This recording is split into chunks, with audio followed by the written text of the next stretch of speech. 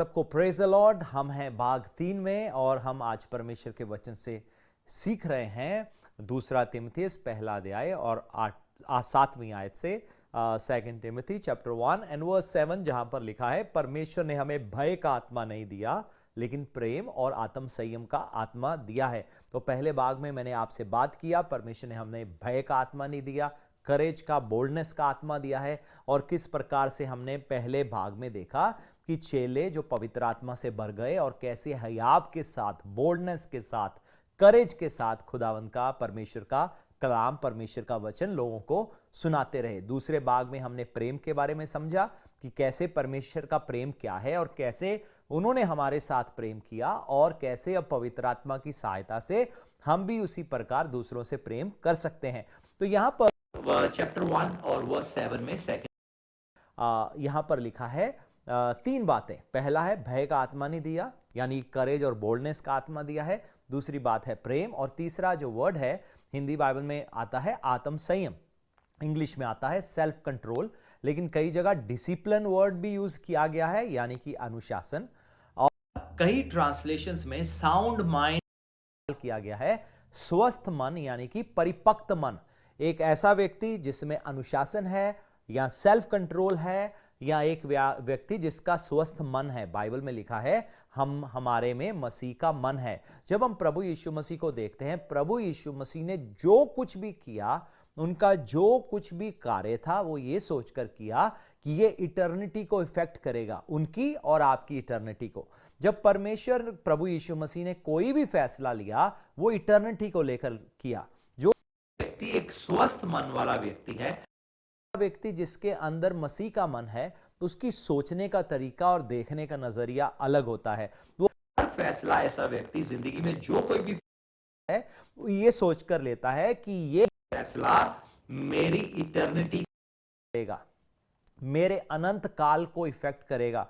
तो आप जो कुछ भी करते हो अपनी जिंदगी में, अगर आप एक स्वस्थ मन वाले या मसीह के मन वाले व्यक्ति हो, तो आप जिंदगी में जो कुछ भी करोगे ये सोचकर करोगे, आज मैंने ये फैसला लिया है, ये सिर्फ मेरी इस संसार की जिंदगी को ही नहीं, लेकिन मेरा ये फैसला मेरे हमेशा की जिंदगी को करेगा, अच्छे में या बुरे में। तो आप जो भी फैसला लेते हो सिर्फ आज की दुनिया के बारे में, लेकिन सोचो कि आपका कल कैसे आपके उस फैसले से बर्बाद हो सकता है। तो इसी में ही इस्तेमाल किया गया, इस वर्ष में आत्म संयम भी यूज किया गया है, जो वर्ड है, यानी कि सेल्फ कंट्रोल। तो ये आत्मा का फल भी सेल्फ कंट्रोल को बोला गया है। कैसे एक व्यक्ति जो अनुशासित है, डिसिप्लिन्ड है, उसमें सेल्फ कंट्रोल है, किन किन चीजों का, प्रेयर लाइफ में डिसिप्लिन है, उसके बोलने में डिसिप्लिन है, गुस्से को कंट्रोल करने में डिसिप्लिन है। हम देखते हैं जब एक व्यक्ति आर्मी में शामिल होता है तो उसको डिसिप्लिन सिखाया जाता है। जब आपके बच्चे एक अच्छे स्कूल में पढ़ते हैं और उनको स्कूल में डिसिप्लिन सिखाया जाता है, इतने बजे स्कूल में पहुंचना है, इतने बजे तुम्हारी पीटी होगी या एक्सरसाइज सुबह होगी, और उसके बाद इतने से इतने क्लासेस होगा, तुम्हें अपने स्कूल को अटेंड करना है, एब्सेंट ज़्यादा नहीं होना, फाइन लगेगा या पनिशमेंट मिलेगा। तो कैसे स्कूल में बच्चों को अनुशासन सिखाया जाता है, कैसे सिखाया जाता है, बारिश है तो भी आ जाओ, गर्मी है तो भी आ जाओ। ऐसे बुरे हालात होते हैं, बहुत मौसम गड़बड़ हो गया, वो एक अलग बात है, लेकिन स्कूल जो है वो एक्सपेक्ट करता है कि बच्चे मुश्किल के बावजूद भी आए। तो परमेश्वर चाहते हैं, हमारे जीवन में एक अनुशासन लाना चाहते हैं। तो अनुशासन हम अपनी शक्ति से नहीं ला सकते, खासकर आत्मिक चीजों को लेकर, लेकिन परमेश्वर का आत्मा अनुशासन का आत्मा है, परमेश्वर का आत्मा सेल्फ कंट्रोल का आत्मा है। आज हम देखते हैं बहुत सारे लोगों का अपनी शारीरिक अभिलाषाओं के ऊपर कोई काबू नहीं है, वो एकदम से गुनाह में गिर जाते हैं, एकदम पाप में गिर जाते हैं, एकदम से शारीरिक कामनाओं के पीछे भागना शुरू हो जाते हैं। क्योंकि सच तो यह है कि मनुष्य कमजोर है, लेकिन जब पवित्र आत्मा हमारे जीवन में आ जाए, वो सेल्फ कंट्रोल का आत्मा है, और जब हम आत्मा के चलाए चलना शुरू हो जाते हैं, फिर आप कई चीजों के ऊपर काबू पा सकते हो, गुनाह के ऊपर काबू कर सकते हो, ऊपर अब आप काबू कर सकते हो, गुस्से के ऊपर आप काबू कर सकते हो, नाराजगियों के ऊपर हो, अब आप दूसरों को क्षमा कर सकते हो, अब आपका जीवन अनुशासित जीवन हो सकता है। इतना ही नहीं, आपके पढ़ाई के क्षेत्र में, दूसरे क्षेत्रों में भी अगर आपको लगता है आप कमजोर हो, परमेश्वर का आत्मा आकर आपको अनुशासित करेगा, डिसिप्लिन करेगा, आपको सेल्फ कंट्रोल करने में आपको बल देगा। वो ग्रेस जो आपको मिल गया है पवित्र आत्मा के द्वारा, उसमें चल सकते हो और अपने जीवन में आप सफल हो सकते हो, चाहे आप कैसे भी हालातों में क्यों ना हो। तो परमेश्वर हमारी जिंदगी में अनुशासन लाना चाहते हैं, डिसिप्लिन लाना चाहते हैं। परमेश्वर चाहते हैं हमें सेल्फ कंट्रोल हो, यानी कि आज हमें बहुत सारी चीजें मालूम होती है इस दुनिया में हमें क्या करना है, लेकिन बहुत सारे लोग अपनी जिंदगी में गलत चुनाव कर लेते हैं क्योंकि उनका अपने शरीर के ऊपर या शारीरिक कामनाओं के ऊपर या शारीरिक अभिलाषाओं के ऊपर उनका काबू नहीं होता और बहक जाते हैं और दरिया की नाई गुनाह में निकल पड़ते हैं। लेकिन परमेश्वर का आत्मा हमें मिला है, अब हम अनुशासित जीवन जी सकते हैं, अब हम सेल्फ कंट्रोल में जी सकते हैं, अब हम गुस्से पे काबू कर सकते हैं, अब हम किसी को माफ कर सकते हैं, अब हम पवित्रता में बने रह सकते हैं, क्योंकि हमें परमेश्वर ने अपना आत्मा दिया है, आत्म संयम का आत्मा। साउंड माइंड भी वर्ड है जो इसी शब्द के लिए इस्तेमाल किया गया है।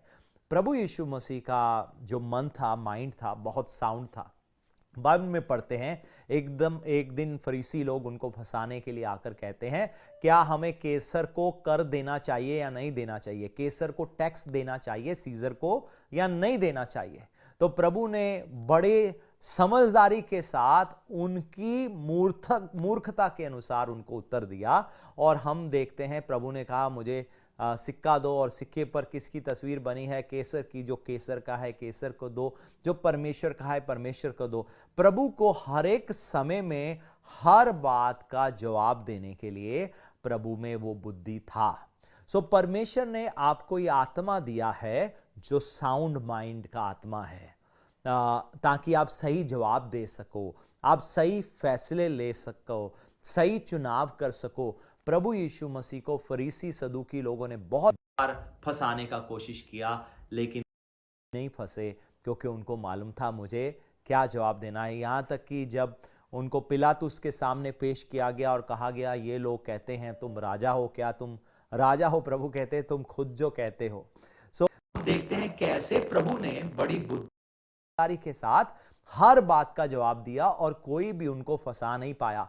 उसी प्रकार से परमेश्वर ने अपनी कलीसिया को भी वही आत्मा दिया है, ताकि आप समझदारी के साथ हर एक व्यक्ति को जवाब दे सको, और जिसे कहते हैं सांप भी मर जाए और लाठी भी ना टूटे। प्रभु का जवाब देना ऐसा ही था। बहुत सारे लोग क्या करते हैं, सांप मारते मारते लाठी को भी तोड़ बैठते हैं। लेकिन मेरी प्रार्थना है अब से लेकर आप प्रभु के आत्मा के अनुसार चलें। ये जो आत्म संयम का यानी कि अनुशासन का, यानी कि अब आप सेल्फ कंट्रोल कर सकते हो, उन चीजों के ऊपर काबू पा सकते हो जिन पर आप पहले काबू नहीं पा सकते थे, गलत स्वभाव के ऊपर या किसी गुनाह के ऊपर। और साउंड माइंड भी वर्ड जो यहां पर इस्तेमाल किया गया है, मसीह का मन। अब आप बुद्धि के साथ सही फैसले लेकर सही जवाब भी दे सकते हो। तो तीन बातें हमने 2 तिमोथी चैप्टर 1 और वर्स 7 में पढ़ी। आए एक बार फिर इस आयत को देखें जैसे आप स्क्रीन पर देख रहे हैं, और यहां पर लिखा हुआ है 2 तिमोथी चैप्टर 7, दूसरा तिमुथियुस पहला अध्याय 7वीं आयत। परमेश्वर ने हमें भय के नहीं पर सामर्थ्य और प्रेम और संयम का दिया है। सामर्थ्य। हमने परमेश्वर के वचन में परमेश्वर ने अपने लोगों को सामर्थ्य दिया। डर खौफ का आत्मा नहीं था, शक्ति का आत्मा था। परमेश्वर की शक्ति, बोल्डनेस उनके लोगों के लिए मौजूद था।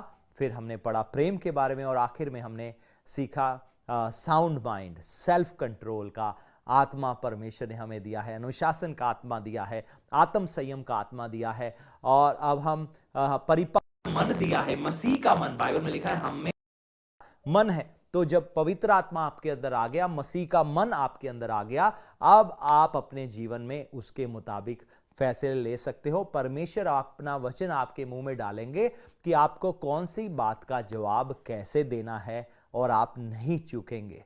प्रभु का मैं धन्यवाद करता हूं जितने भी लोग आज हमारे साथ जुड़े हुए हैं और मैं आपके लिए प्रार्थना करने जा रहा हूं और मेरी प्रार्थना है परमेश्वर आपको बहुतायत आशीष दे, प्रभु आपको संभाल कर रखे। एक आत्मा जो आपने पाया है, जो खौफ का आत्मा नहीं है, करेज बोल्डनेस का आत्मा है, सामर्थ का आत्मा है, परमेश्वर की शक्ति आपको मिली है, जो प्रेम का आत्मा है और आत्म संयम, अनुशासन और मसीह के मन यानी कि मसीह की सी बुद्धि जो आपको मिली है पवित्र आत्मा के द्वारा, उसमें आप बढ़ते और चलते जाएं।